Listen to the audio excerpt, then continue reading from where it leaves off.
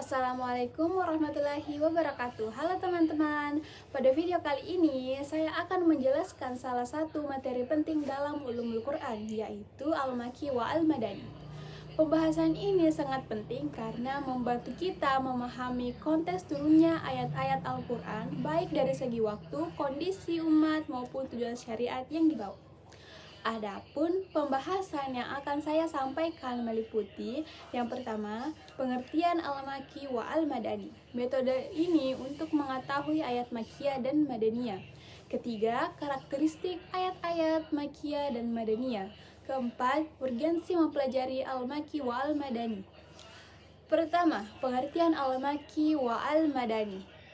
Secara bahasa, Makki berasal dari kata Makkah dan Madani berasal dari kata Madinah. Namun, dalam kajian ulumul Quran, pengertian al-Makki wal-Madani tidak hanya berdasarkan tempat, melainkan lebih kuat pada waktu turunnya wahyu. Al-Quran Makkiyah adalah ayat atau surah yang diturunkan sebelum hijrah Nabi Muhammad SAW ke Madinah, meskipun tidak selalu di kota Mekah.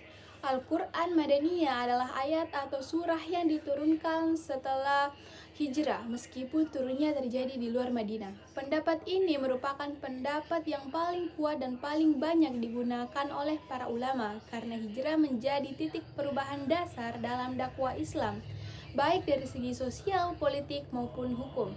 Kedua, metode mengetahui Al-Makki dan Al-Madani. Ada beberapa metode yang digunakan para ulama untuk menentukan apakah suatu ayat termasuk Makkiyah atau Madaniyah.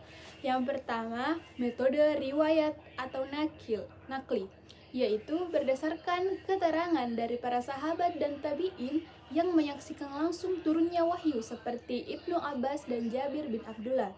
Metode ini merupakan metode yang paling utama dan valid. Kedua, metode waktu turunnya wahyu. Jika ayat diturunkan sebelum hijrah, maka termasuk Makkiyah. Jika diturunkan setelah hijrah, maka termasuk Madaniyah. Ketiga, metode tempat turunnya wahyu. Ayat yang turun di Makkah dan sekitarnya dikategorikan Makkiyah, sedangkan yang turun di Madinah dan sekitarnya disebut Madaniyah. Namun, metode ini bersifat pendukung, bukan metode utama. Keempat, metode analisis isi dan gaya bahasa ayat. Misalnya, ayat yang membahas tauhid, keimanan, dan hari akhir cenderung Makkiyah.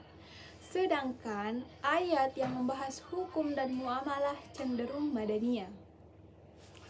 Ketiga, karakteristik ayat Makkiyah dan Madaniyah. Karakteristik ayat Makkiyah.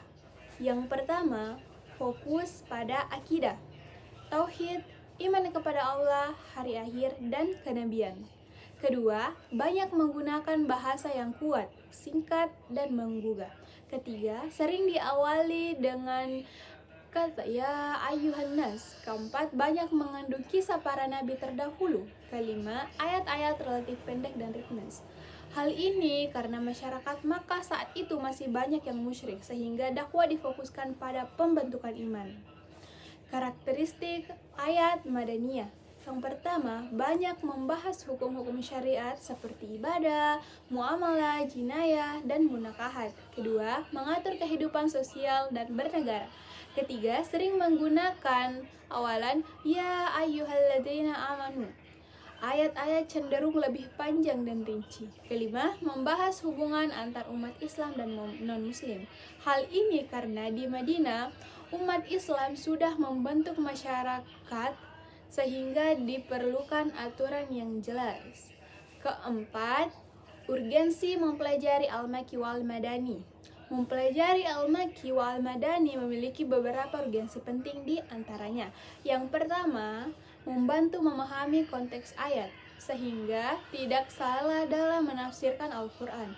Kedua, menjadi dasar dalam ilmu tafsir dan usul fikih, terutama dalam memahami sebab turunnya hukum.